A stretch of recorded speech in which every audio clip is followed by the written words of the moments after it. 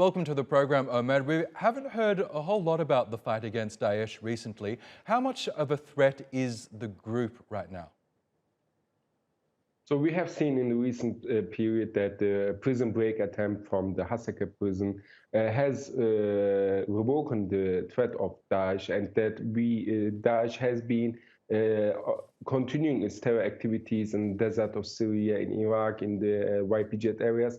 And I have underlined and written in my articles that in order to sustain the elimination of Daesh and in order to prevent a re-emergence of the terror group, the international coalition needs to change its local partner. If the United States of America continue to work with the YPG terror group inside Syria, which is a Marxist Kurdish entity, it will only further increase the alienation of the tribal Sunni Arabs in the region, which will in return facilitate the re-emergence of Daesh. But however, the attack of the night of yesterday, it can be Daesh, or there are also speculations that senior Al-Qaida members were targeted. We do not know for certain, but we know for certain that this operation method is similar to the one in which the United States of America has eliminated Al-baghdadi.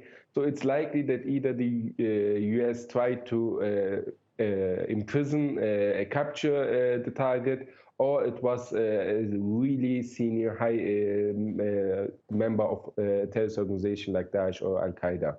I mentioned there that this latest US operation is believed to have killed more innocent civilians, women and children. Last week, the US Defense Secretary Lloyd Austin issued a directive ordering the US military to do more to protect civilians from harm in drone attacks and other combat operations. How much of a problem is this, the killing of innocent civilians by US forces? So this is a major issue we have seen in Afghanistan. For instance, in Afghanistan, the defeat of the United States of America in Taliban is mainly driven by these kind of civilian casualties and, as the Americans call it, collateral damage. However, we know for a fact that the United States of America could have prevented such civilian casualties. And we know that the region in which that were targeted by the United States has an increasingly high population density. So it hosts the biggest IDP population inside Syria, the Atma region, the Atma camp. There are millions of Syrians living in a small area. So it was certain that there will be civilian casualties, but apparently the United States of America do not care much about this and continue to make the same mistake is all over again. And we know for a fact that in every killing of civilians, terrorist groups just find new pools of recruitment and can generate new terrorist fighters for their cause. So this is something in the long term which only supports the terrorists themselves.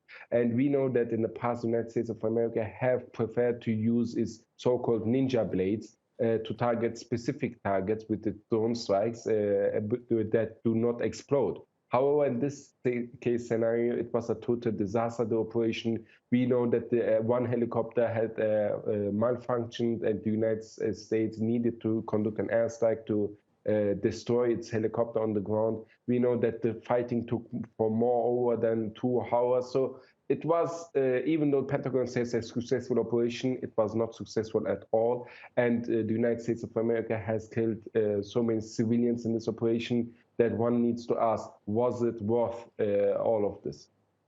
Okay, Ömer Özkizilcik, thank you so much for joining us on the News Hour.